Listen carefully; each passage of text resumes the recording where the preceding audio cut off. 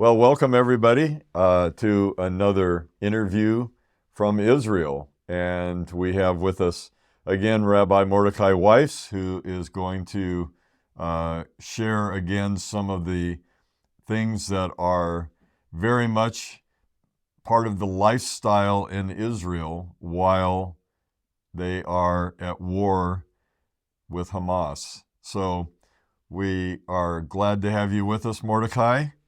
And Hi, say hi to Gary. everybody. Hi, everybody. Hi, Gary. How's the family? How are you all Fam- doing?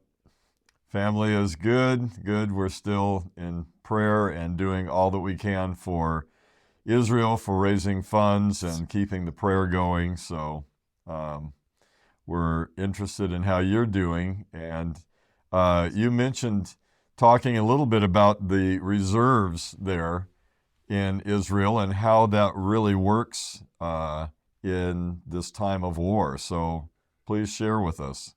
Thank you. Um, so it's already 41 days and counting.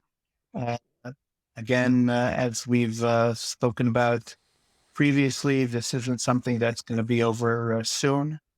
There's Mhm. still whatever has been accomplished, and there have been great accomplishments, although we still have not been able to free the hostages, and that's one of the main goals, of course, of the army now in Gaza. So we've got a long road ahead of us.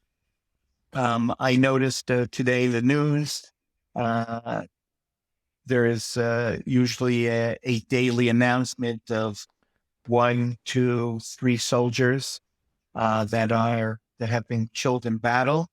Uh, Again, not to minimize anyone's death, but especially in a small country like this, with a total population of just over 9 million people, um, you know, every single death of a soldier has a tremendous impact on all of us.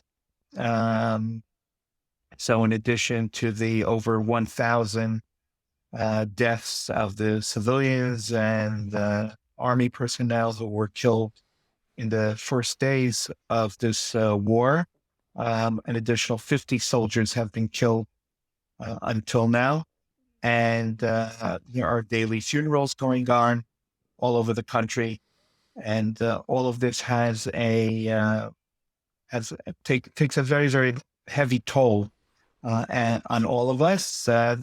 There isn't a community basically in Israel that's spared. And we've had kids, 18, 19, 20-year-old kids from our own community who have died in battle over the last month or so. And we know that this is what has to be done. But at the same time, it comes at a great sacrifice. So you mentioned about the reservists.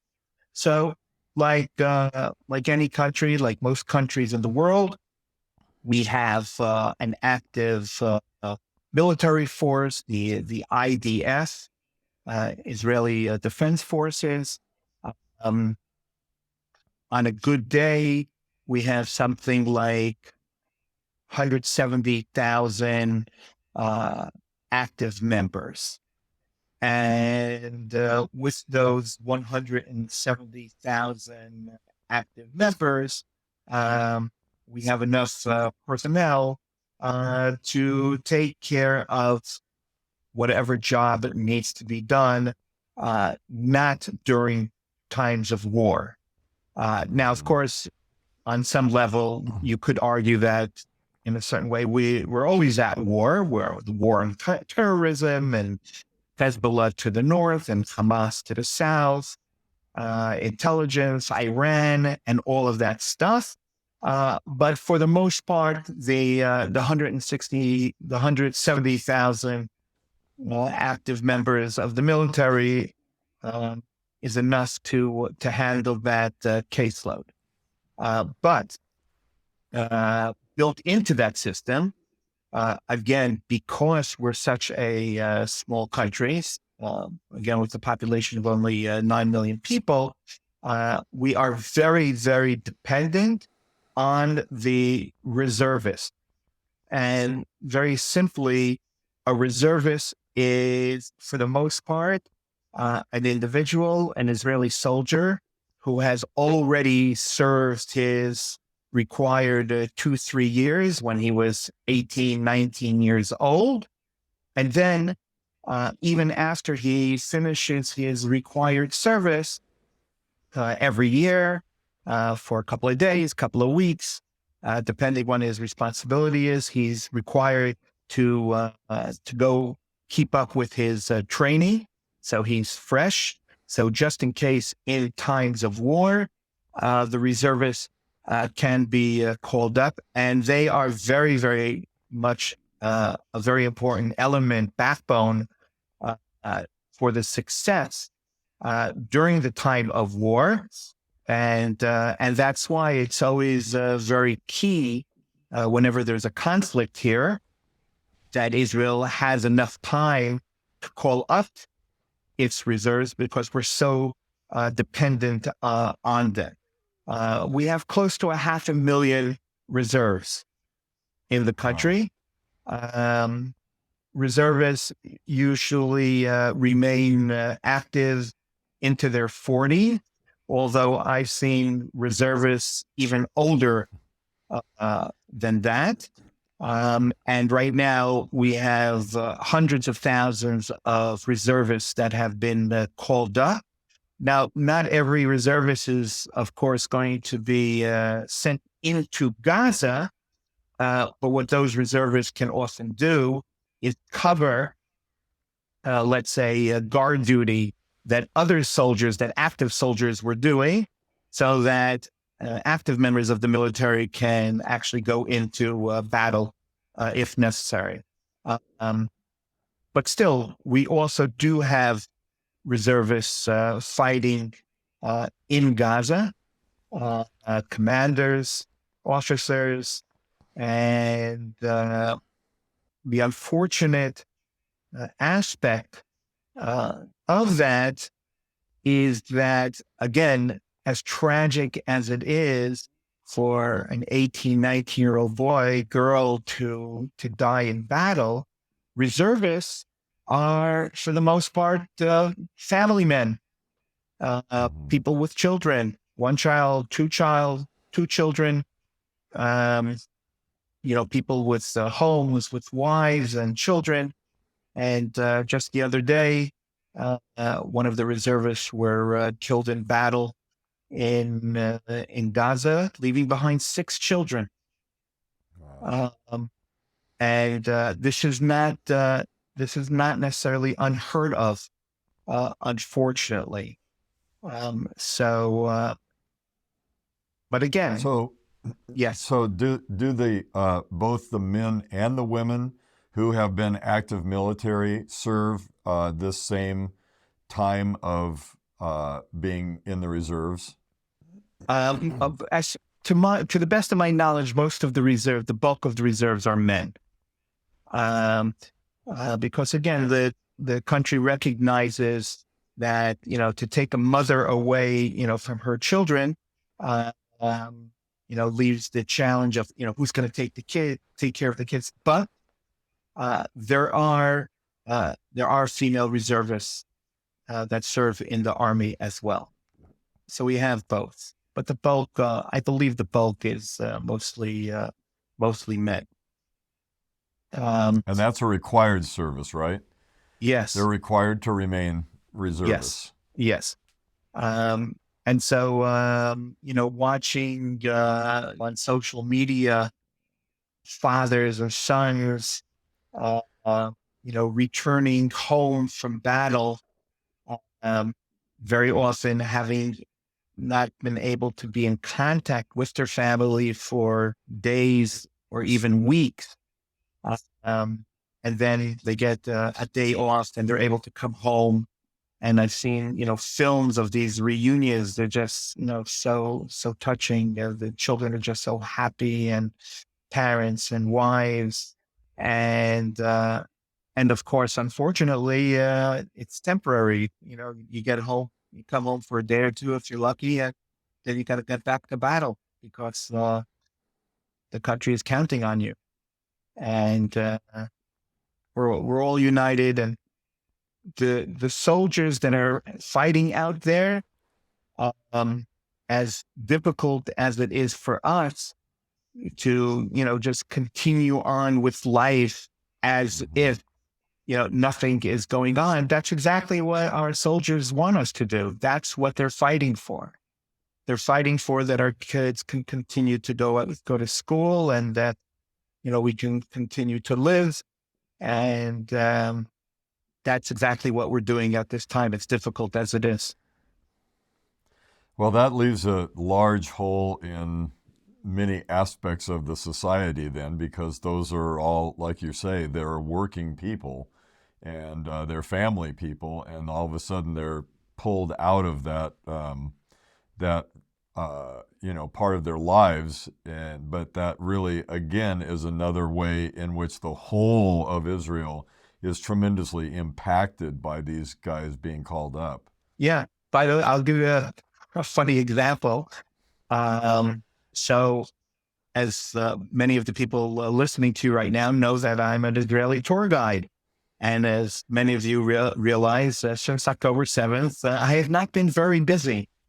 And I want to go and file for unemployment, but there's no one in the office manning the unemployment office, because all the people there are out in Gaza or whatever, doing what they're supposed to be doing, because they serve in the reserves. So there's a major lack of manpower. So stores, businesses, some of them have not been able to reopen. I was fortunate the other day. I was able to purchase a couple of bottles of wine from a wine store that had been closed for a month because the owners of the store were, serving in the reserves, and they weren't able to open the store. And I didn't want to purchase anywhere else. Because of what they were doing, I wanted to support them. So fortunately, they came back for a day or two. The store was open. I was able to get pick up a couple of bottles of wine. And it affects the schools. I was supposed to see a doctor at the Hadassah Hospital. The appointment was changed twice, and yesterday they just canceled it because the doctor that I need to see, he's an orthopedic doctor, and he's serving in the reserves. So he's not available. Universities that are usually open now, they're all closed. Wow. Because the students are serving in the army, the teachers are serving in the army. So there's basically no point in opening up the universities right now. What the cost to our economy is going to be in the long run, I don't want to go there, but it's going to cost. And yeah. But go ahead.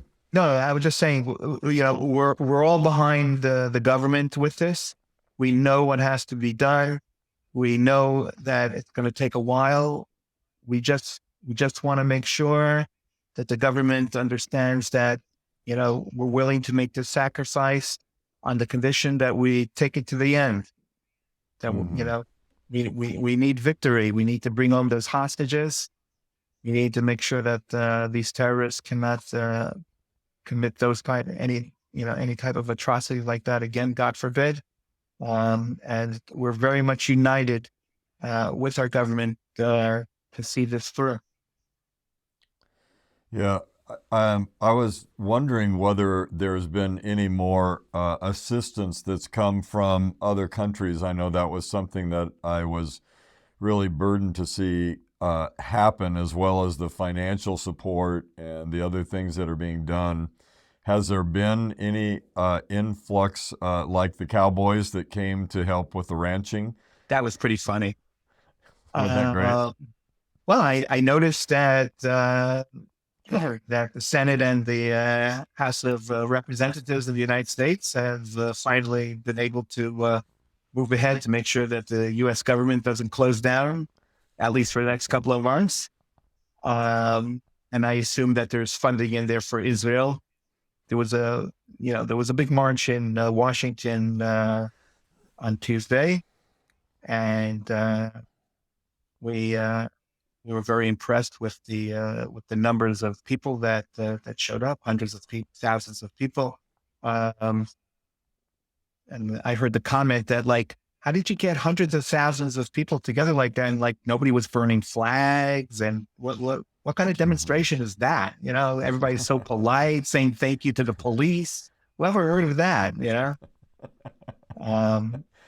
So obviously that type of support that we've been receiving from the United States government is much needed and greatly appreciated.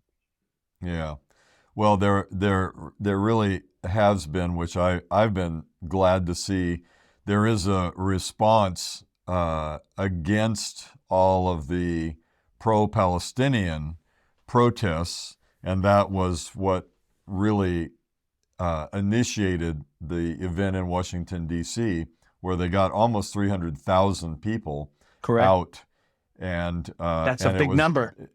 That's a big number, and it was a lot of Christians and Jews together that were just showing up to show support for Israel. And this weekend, there's a very large movement to get prayer going in churches, and also show of support with everybody signing letters and petitions, going back to our government and going out to other places to, again, show support for Israel and to counteract the anti-Semitism and the negativity that has been expressed by some, because I honestly do think it is a minority in comparison to the support for Israel. And I'm glad that people are beginning to show up and speak up for that. And I'm hoping that it really is getting through to you in Israel and having an impact on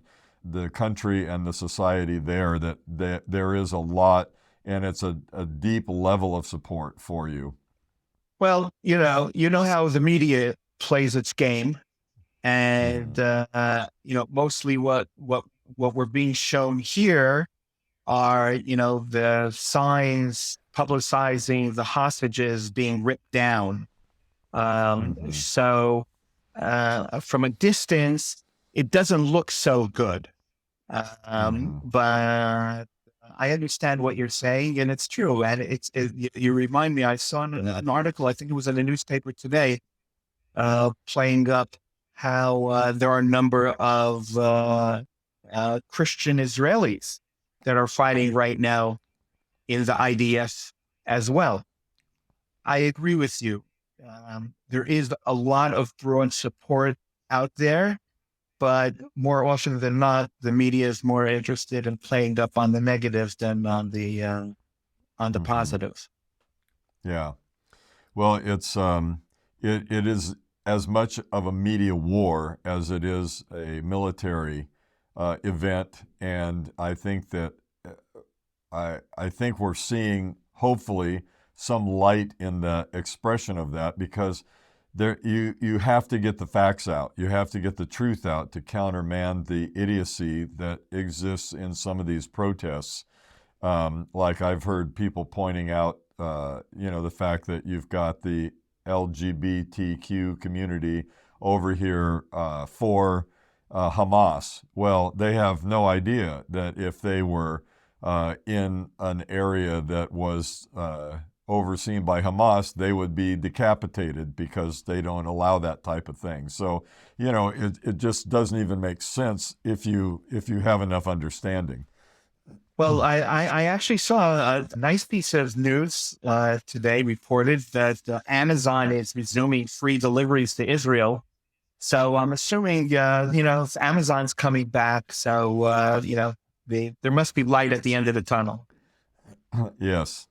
I was reading an article the other day about a lot of large corporations that are coming, out in their support for Israel, which, again, like you're saying, Amazon, and there's others. I was glad to see, I know you're doing your your fundraising activity, which at some point you can get into that. But it was good to see that they are not charging, which usually GoFundMe does charge and takes a piece of what is being raised. And I understand they're not doing that in Israel right now. Yeah. Well, the organization that you're referring to, the IDSWO, the IDS Widows and Orphans Organization, which you and I we have visited them more than once on Yes. your trips to Israel. Shlomi, who runs that organization, what a wonderful guy! What a wonderful guy! He just had a girl last week, by the way. Oh, really? Yeah, and they're going through some really, really tough times because they've been helping thousands and thousands of widows and orphans over the years from the other wars that Israel has been involved with, and now with the outbreak of this war, they have had to evacuate those very same widows to Wow. other locations. I mean, the word that Shlomi used with me was hell. It's been hell. That's what he said. And he's a Hebrew speaker. So they're just doing unbelievable things. And, I don't have to tell you, when it comes to helping widows and orphans in general, how important that is. And now with the many more families that this organization is involved with now, providing all kinds of emergency shelter and care and evacuating, and just unbelievable. So yes, so I'm very fortunate that because there's nobody at the unemployment office, so I've had the extra time to be able to do my part to help this very, very, very worthy organization. And whatever people can do to help them, kol hakavod. It's an amazing cause, and It is. it's really run by some really, really great people. Yes. Well, we support you and what you're doing, and I just encourage anybody out there that is, really hearing this for the first time. This is a tremendous organization. As Mordecai is saying, we've visited them, we've checked out their program, watched what they do, how they spend the money, and it's more than a worthy cause. So if you can assist, do that. You can give through Mordecai's fund me. Tell them how to get a hold of you and give through what you're doing. Well, maybe can I email it to you and you could pass it on? Is that Sure. doable? Okay. So That is, yeah. I will send it to you, and if anybody wants, they can contact you directly. You can just forward it to them, or they Good. can contact Good. me if they want. All right. Well, I'm Rabbi glad you're doing that. rabbiguide@gmail.com. rabbiguide@gmail.com. There you have it. Ladies and gentlemen, and not only can you donate to the IDF Widows and Orphans, you can book your next tour to Israel at the same time. That's right. And you can, if you want, we'll promise you in a year or two some beautiful beach view property on the Mediterranean, just west of Gaza. That's good. Well, I appreciate this time again with you, Mordecai. It's always such a blessing to talk to you, but it's good for people to hear, from you being there, the things that are important. And I really know that understanding this reality of the reserves and how that works and people being called up and what that's doing with families. And I don't know if you have any last words or not, but it's been great to talk to you, and I would just give you the last few minutes. Yes, I do have one last thing to say. In 1 week, we are going to be celebrating the holiday of Thanksgiving. And as difficult of a time that we are all going through. I very, very much believe in the importance of giving thanks, to be thankful for all the blessings that we have, because despite what's happening, we are very, very blessed. I mean, listen, I'm talking to you now from Israel. I got a roof over my head. I have a home. I'm surrounded by a beautiful family. It's the blessings that we have in our lives, and all of our lives, are countless. And we really need to be thankful for that. And I think by being thankful for it, it really gives us the strength to face the challenges that we have. We have challenges, but we shouldn't allow those challenges to cause us to forget to be thankful for the things that we do have, the blessings that we have. So I want to take this opportunity to wish all of you a very, very happy Thanksgiving. And we should all be able to share good news with each other. Yes. And we have a tremendous gratitude to you for the years that you've, taken our community and shared Israel and the things of God with us. And we are very, very grateful for the relationship we have with you and with Israel. And we send not only Thanksgiving wishes, but our blessings from the Lord along with that during this time. Thank you Thank you, so Gary. much, Mordecai. Thank Okay, you. we'll talk to you soon. We've got.